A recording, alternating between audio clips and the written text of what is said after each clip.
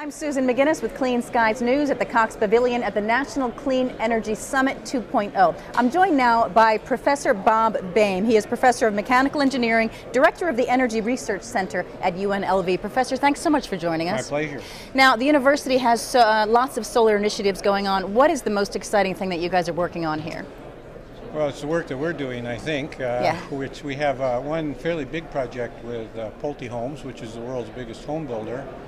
NV Energy, which is our local utility, with some substantial amount of Department of Energy funding.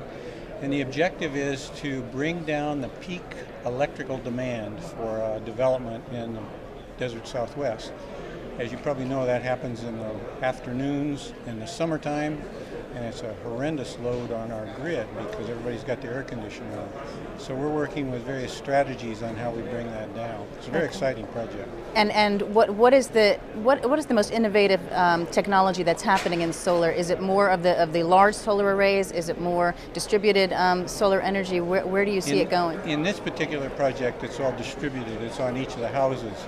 However, I think there's a role for both in what happens in the future, and in Nevada particularly because we've got a lot of spare land that can be used, an awful lot of sunlight no matter where you are. That can be transmitted elsewhere. And then we've got an awful lot of roof area too, so we can utilize both very, very well. Tell me about the work you're doing here, and not compare it to, but what else is going on at universities around the world in this area? Well, my particular lab works very closely with companies in attempting to bring their products to the market. So everything that we work with is very close to market. Other universities, and even here at UNLV, there's a lot of work going on in a laboratory where they're mixing chemicals together and coming up with totally new concepts. Ours is a little more practically oriented, being an engineering kind of a lab. And so we have, as I say, with a lot of companies, and we're very close to the product. We're hearing about some exciting things like using solar power to actually power a water desalination plant. Is that something UNLV is working on? That's something that we have worked on a little bit too. Nothing big scale for us, but it's a project that we've pursued, yes. And did I hear that you're working on hydrogen actually powering an internal combustion engine? Yes.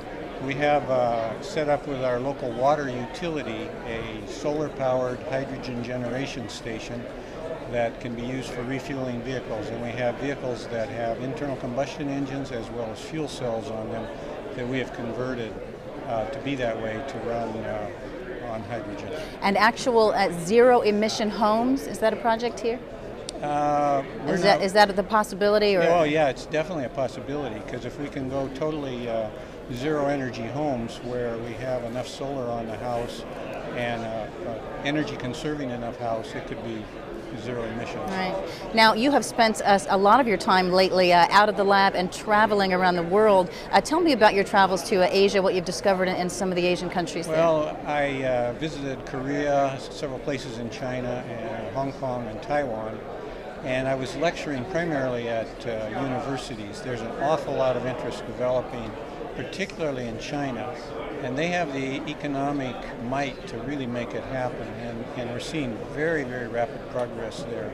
So it's not going to be too long where they're one of the major powers across the board in renewable energy. I think I read that you said that there might even be more interest in clean energy there than there is here. It seems like it on some occasions. I mean, we talk a lot about it, but we've been a little slow in moving, and I think with the kind of a society that they have there, if they have the will at the top levels to do it, they can really move very quickly. But what is your purpose in traveling the world to carry this message? Are you trying to forge international partnerships? Yes, and it was through invitations of the schools that I went there, and so giving lectures to the students. I enjoy interacting with the students around the world too. That's really a great experience.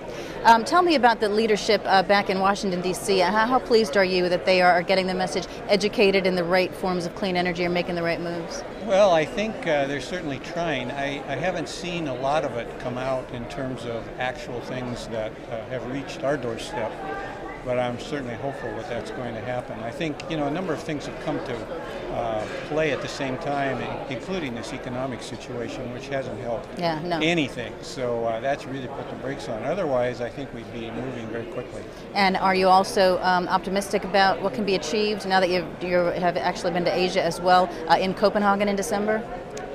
Yeah, I think there's going to be some progress there. That's going to be a good step for us, I think. Give me a look ahead to the future for sort of the energy mix for the United States. I mean, what part do you see solar playing and other renewables? Where do you see fossil fuels playing a role? Well, I think let's focus for a minute on renewables. And each area of the United States, or at least most areas of the United States, have some particular aspect that's a good renewable resource for them. In the Midwest, it's wind. In the Southwest, it's solar. We're very lucky here because we have solar, wind, and geothermal present.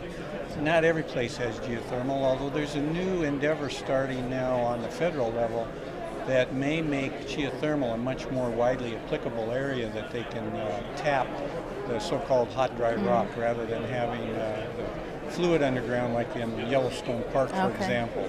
That'll greatly enlarge geothermal's potential if that proves out. So I think we're going to see renewables in different areas being different because of the local environment. Natural gas is something that we really can't overlook because we're finding more and more of that. That's a good thing because that's one of the most benign of the hydrocarbons. Coal, there's a lot of talk about clean coal. I'm not sure where that's going to go. Are you guys looking at it at all here? I don't know if someone is here, but we're certainly not in our laboratory. But it's a tough problem to come up with something called clean coal. But it's also a tough problem to stop using coal. Yeah. Right? Yeah. Although I think we can make that transition. So you do see the future of energy eliminating coal? In the long run, yes. In the short run, no. Okay. And the thing that's going to make a lot of the renewables be more viable will be the storage aspect. People say, well, the sun doesn't shine all the time, and the wind doesn't blow all the time, so they can't be our energy sources. But we really have a means of making them work all the time because of storage. So you have an inside look at the battery technology that will store these forms of energy? Yeah, batteries, and we're working too with solar thermal for thermal kinds of power plants like the Nevada Solar One, which is out south of Las Vegas here. I mean, when and how, what percentage do you see renewables, being a substantial part of the mix? Decades out, or? By substantial, I think 1 decade out. Okay. That's my view, yeah. All right, well, that's very optimistic.